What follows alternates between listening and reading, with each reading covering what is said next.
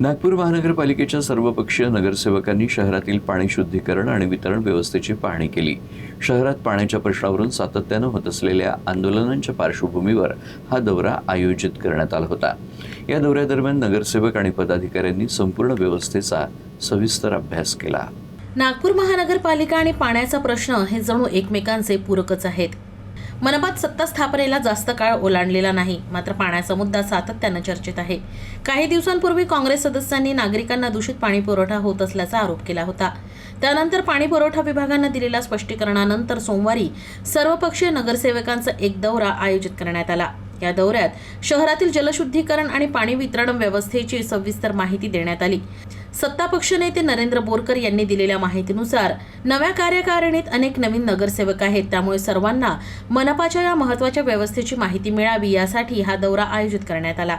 महानगरपालिकेच्या ज्या पाण्यासंबंधित जे लोक तक्रारी करतात, निवारण लोक पाण्याबद्दल काही विचारपूस नगरसेवक बोलतात, त्याबद्दल आज पाहणी दौरा आम्ही सगळे 151 नगरसेवक, ज्यामध्ये काँग्रेस असो अन्य पक्ष असो, या सर्व मित्रपक्षांना सोबत घेऊन आम्ही सर्व आज या दौरा करण्याकरता आलो होतो।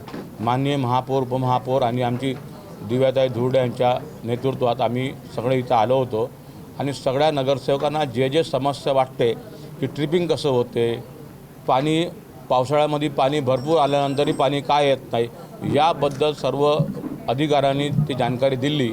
या दौऱ्याअंतर्गत नगरसेवकांनी गोधनी आणि कन्हानी येथील जलशुद्धीकरण केंद्रांना भेट दिली, जिथे त्यांनी संपूर्ण प्रक्रिया समजून घेतली। अधिकाऱ्यांनी नगरसेवकांना सविस्तर माहिती दिली। नागरिकांच्या पर्यंत एखाद्या वेळी समजा आधी कोणा असा विषय असेल तर पाण्याचा कधी जर काही अडचण असेल, म्हणजे ट्रिपिंग झालं असेल तर त्यात लागणारा वेळ, किंवा एखाद्या वेळी खूप जास्ती प्रमाणात अतिवृष्टी जेव्हा होते त्यावेळी रेती गाळ कसून पंप कमी ताकदीने काम करतात, या गोष्टींची माहिती माननीय नगरसेवकांना असावी आणि त्या दृष्टीने त्यांनी त्या लोकांच्या पर्यंत पोहोचवायला त्यांना मदत व्हावी, हा आजच्या दौऱ्याच्या मागचा उद्देश आहे। या दौऱ्यात सत्ताधारी आणि विरोधक असे दोन्ही बाजूंचे नगरसेवक सहभागी झाले होते। त्यांना सर्व बारकावे समजावून सांगण्यात आले। मात्र या सर्वांनंतरही मनपाच्या जलवितरण व्यवस्थेबाबत विरोधकांचे प्रश्न कायमच होते। नागपूर शहरामध्ये बऱ्याचशा भागामध्ये आजही पाण्याची जी कमतरता आहे, या नागरिकांना अपुरं पाणी मिळते, पाहिजे तेवढं पाणी त्यांना आजही मिळत नाही। त्याबाबत किंवा त्या विषयावर कुठलीही चर्चा आजच्या या दौऱ्यात नव्हती। ह्या दौऱ्यामध्ये शुद्धीकरण कसं होतं आणि तिथे काय टेक्निकली प्रॉब्लेम आहे हे समजून घेण्याकरता म्हणून आज हा सर्व नगरसेवकांचा संयुक्त दौरा असल्यामुळे आम्हीसुद्धा माननीय महापौरांच्या विनंतीला मान देऊन आम्ही इथे आलेलो आहे।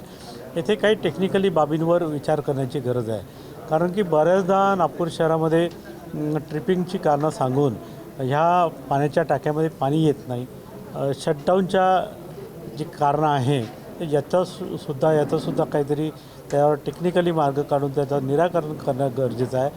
हा दौरा अशा वेळी आयोजित करण्यात आला जेव्हा 2 दिवसांनी बुधवारी मनपाची सर्वसाधारण सभा होणार आहे। आतापर्यंत झालेल्या सर्व सभांमध्ये पाण्याचा मुद्दा कायम चर्चेत राहिला आहे। या अनुषंगानं हा दौरा अतिशय महत्त्वाचा मानला जातोय।